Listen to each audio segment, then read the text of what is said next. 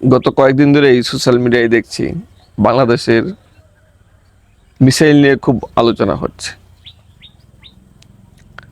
আসলে আকাশ কুসুম চিন্তা করলে তো হবে না। বাংলাদেশের মতো দেশে অত্যাধুনিক মিসাইল থাকবে না, এটাই স্বাভাবিক। আমি আপনি এদেশেরই নাগরিক, এই দেশ আমাদের। দেশকে নিয়ে তামাশা করা, হাসি ঠাট্টা করা, এটা নিজেকেই অপমান করার সমান। এখন আমি বলছি না যে আমাদের দেশের কর্তা ব্যক্তিদের ত্রুটি নেই, তাদের অনেক ত্রুটি আছে।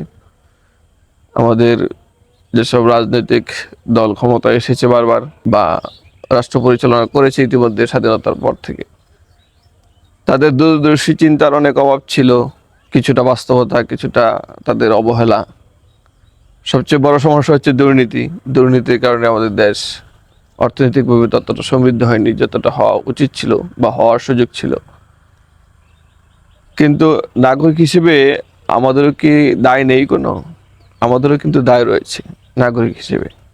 আমরা নাগরিকরাই তো পারি নাই ভালো জনপ্রতিনিধি নির্বাচন করতে, অথবা আমরা ততটা সক্রিয় ছিলাম না, সচেতন ছিলাম না।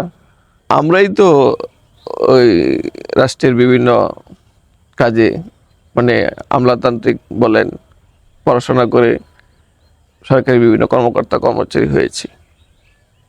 আমরা সৎভাবে আমাদের দায়িত্ব পালন করিনি। আসলে দরকার কি? দরকার হচ্ছে প্রত্যেকটি পরিবার থেকেই এ ব্যাপারে সচেতন হওয়া। অর্থাৎ নিজের সন্তানকে সৎ হিসেবে গড়ে তুলুন, যেন সে দেশের যে কোনো কাজ দায়িত্বই নিক না কেন, সেটা সরকারি আমলা হোক আর রাজনীতিবিদ হোক, সে যেন দেশকে ভালোবাসে, দেশের জন্য কিছু করে। যুদ্ধটা তো আমাদের পরিবার থেকে শুরু করতে হবে।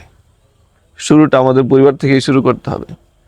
আমরা যদি আমাদের সন্তানদের বা আমাদের পরিবারের লোকজনদেরকে সৎ মানুষ হিসেবে গড়ে তুলতে না পারি, তাহলে তো আমরা একটা ভালো দেশ আশা করতে পারি না।